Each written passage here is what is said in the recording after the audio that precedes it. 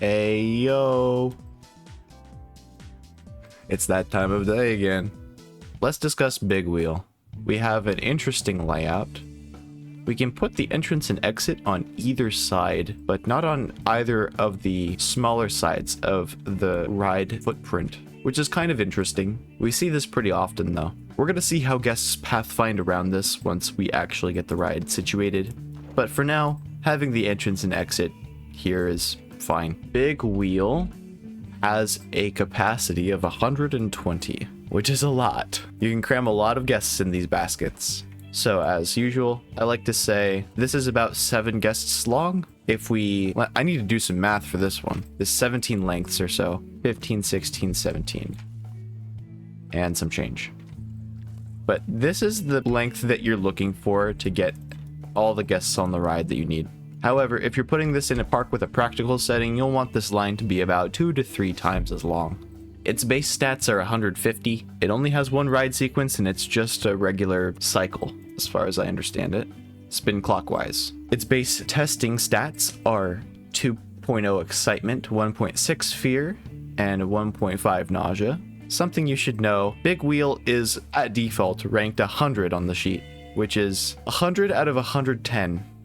Which means that 88 point something percent of rides that are better than it when it comes to making money. The low capacity rides don't make a whole lot of money, and neither do the really high capacity rides. Not entirely sure why, but this is just what Frontier decided. However, we actually can get this ride to Classic, so let's talk about what we can do to make that happen. For ride sequencing, we'll go from simply spin clockwise to 5 ride sequences. We'll add 3 spin anti-clockwise and then get it tested. Okay, there it is. 300 prestige.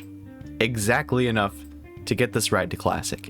It bumps it up from 100 on the sheet to clear to 57. The stats are a little different now though. The excitement has gone down from 2 to 1.75. The fear has adjusted to 1.63 and the nausea to 1.72. That is a really long duration though. 474.99 seconds or 475 seconds. People have talked about this fairly recently. There are issues that can develop if you start using rides with exceedingly high durations like this. It means that sometimes mechanics cannot get to the ride before it breaks down. However, it seems like when a ride breaks down, it will finish its current sequence before needing to evacuate everyone. However, when this happens, it means that everyone in the ride queue leaves the ride while it's finishing its ride sequence. The mechanic cannot come to service the ride until it's all done.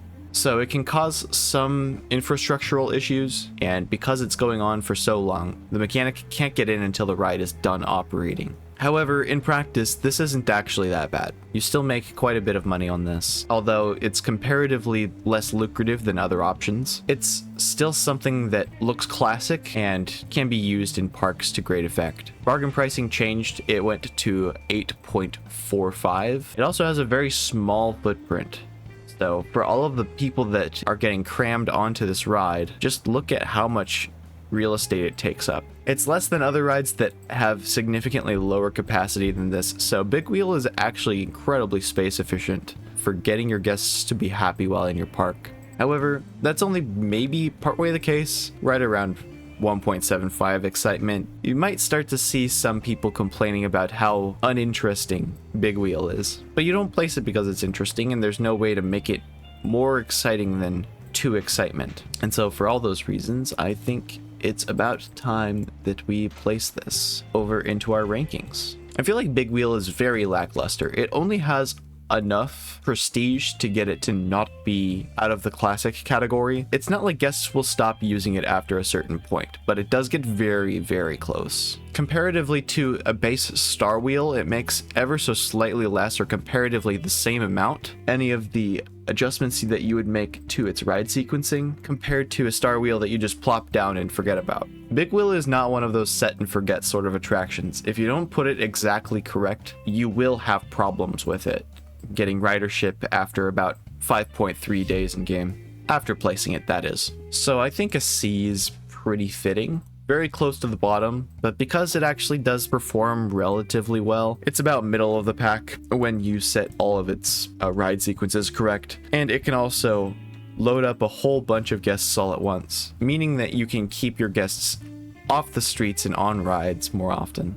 Now, however, its long ride time means that guests will be queuing for a lot longer. So if you're in franchise mode working towards a goal which requires you to do very specific tasks like get guest ridership a lot higher, then keeping guests in queues is more important than keeping them on the street because their stats lower less when they're in queues as per update 8. It's a very interesting change that they made where they get less hungry, all of their needs go down slightly while they're queuing for a ride. The end goal may have ended up halved, but I don't know this for sure. Anyways, this is Big Wheel. It's a solid choice if you don't have anything else to place down. It unlocks pretty quick in the tech tree. It's pretty easily accessible to all players, loads a whole bunch. It's got simple ways to get guests onto the ride.